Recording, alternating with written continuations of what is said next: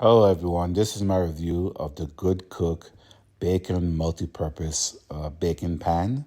This bacon pan is non-stick and it has like a double layer to it, so you can put your bacon on top of it and catch the grease on the bottom, and you can cook it in the oven and not have to worry about it splashing around the place. So I'm gonna go ahead and cook up some bacon and let's see how it works.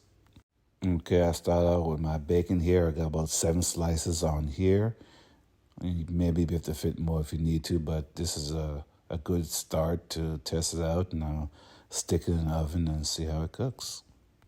Okay, it's been a while now on 350, and let's see how they look. They look pretty good, not too crispy, and you can see all the bacon grease is down there in the bottom of the pan, out the way, so you can just strain it out to put it in a jar, whatever you want to do with it. But yeah, it looks pretty good, and I think I'll like this pan. So I hope this review